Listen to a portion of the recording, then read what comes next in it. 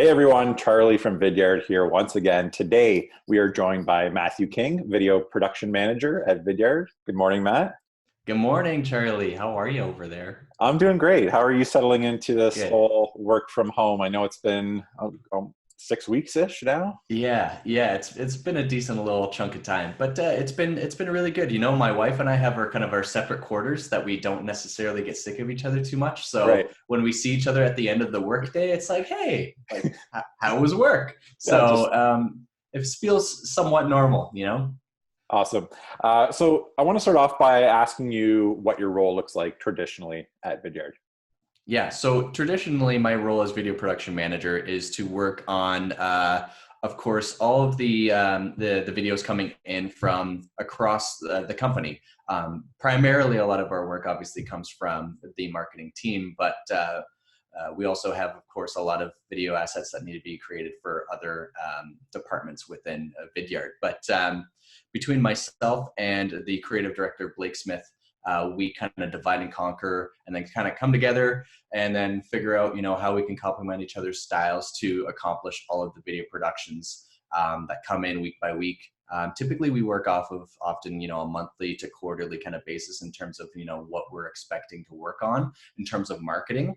And then, from other departments, those kind of come in, every few weeks we might get tapped on the shoulder to kind of handle some of those productions. So typically it's like my expertise falls in more of the live production side of things and editing. So I really like to work with people on camera and do that side of things. Whereas, I have the complementary side of Blake, who really likes diving into After Effects and things like that and Right. adding a little bit of flair to the videos that we work on. So I think we complement each other well. Yes, you guys, the two of you make a great team for sure.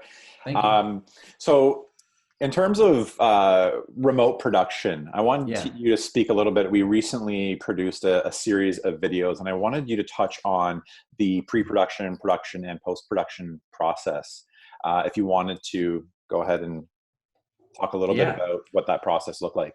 Yeah, so obviously with our change in the way that we are working, we obviously found that in our own experience, along with what we were seeing online, there are people that were looking to maybe go about sharing information via video, perhaps a different way. And obviously our tools that we have as a company kind of allow for people to be able to do that through asynchronous video and things like that. So we wanted to be able to create a quick campaign and kind of jump on this, this action of, maybe you're just kind of wanting a little, we use the hashtag, we came up with the hashtag eventually, hashtag OneLessMeeting, to kind of encapsulate the story that we wanted to share. So within that, we wanted to come up with some different scenarios that were fairly somewhat comical, but also kind of common and but treated in a bit of a lighter manner to kind of catch people's attention as to, some of the common, tropes and things like that that might happen if you're on a video conferencing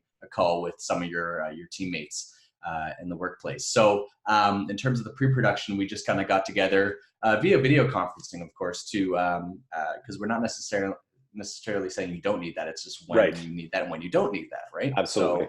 So we, as a team, kind of went through a document and wrote down some ideas, and then from there, a few team members kind of refined that list of some of the big ones we wanted to focus on to start with. And then after that, between myself and Tyler, the VP of marketing, we kind of bounced back and forth on what the story for each one would be of the the few that we wanted to produce off the bat, and created the script from there. And then for me, that part of the pre-production as well is kind of figuring out who's going to be in this video, how we're going to be going about producing said video, being that we obviously are all working from home and remote, which is kind of different for us too, right? So it's a challenge for us, and what does that look like?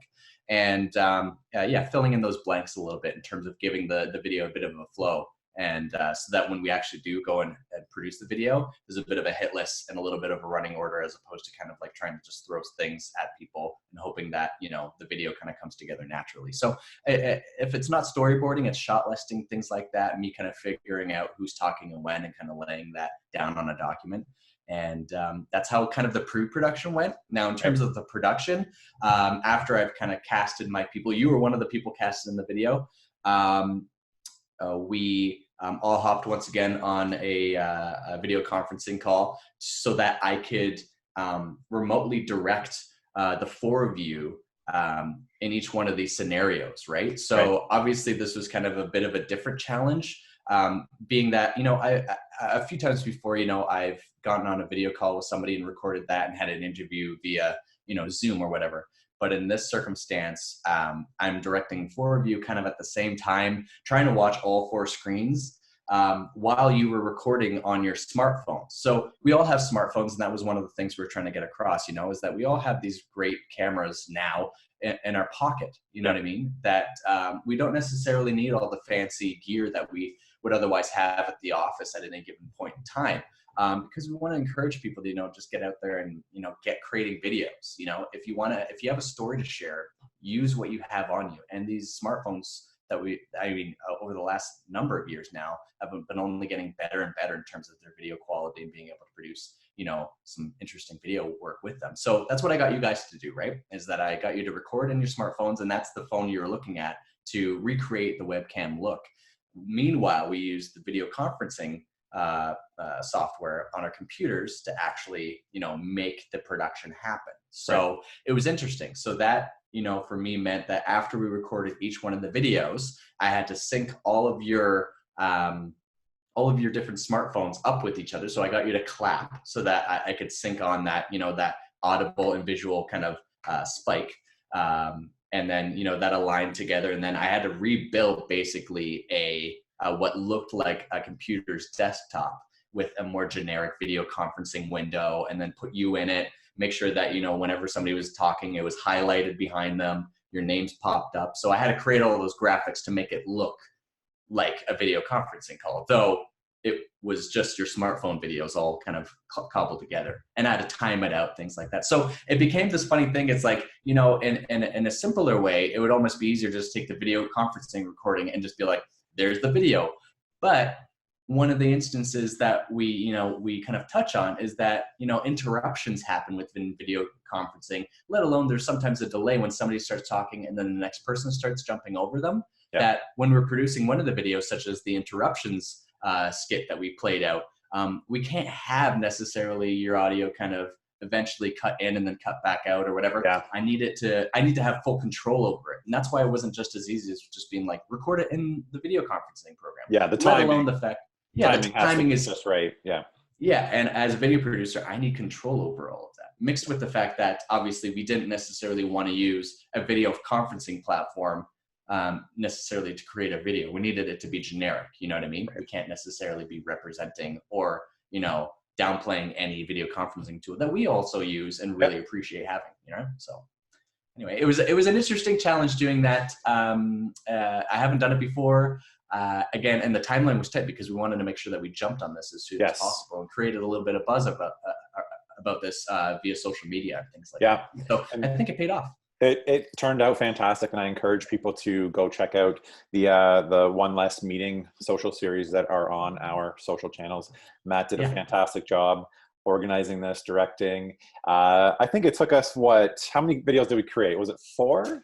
We created 4 videos and we produced that. It ended up being, I wasn't sure. So usually with a standard production, I have things pretty timed out. And I always say this to anybody starting out, to give yourself a little bit more time on your production, particularly if you're starting out, so then you can figure out that it's always better to let people go early than to keep them later. So in this instance though, because we needed to have a few things wrangled in and have a little bit more control of the timing, we did go about a half hour over our scheduled time. You know, I mean, it's a rare occurrence, but we had some minor technical issues, mostly from people's phones not having enough space to record the videos. That came, I think 2 or 3 people had that issue, including myself. So I guess like that might be one tip for remote production. If you're using your phone, make sure you clear up enough space to record your segments.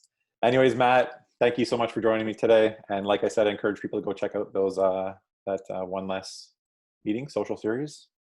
For sure. Thank you. Thanks for joining me. See ya.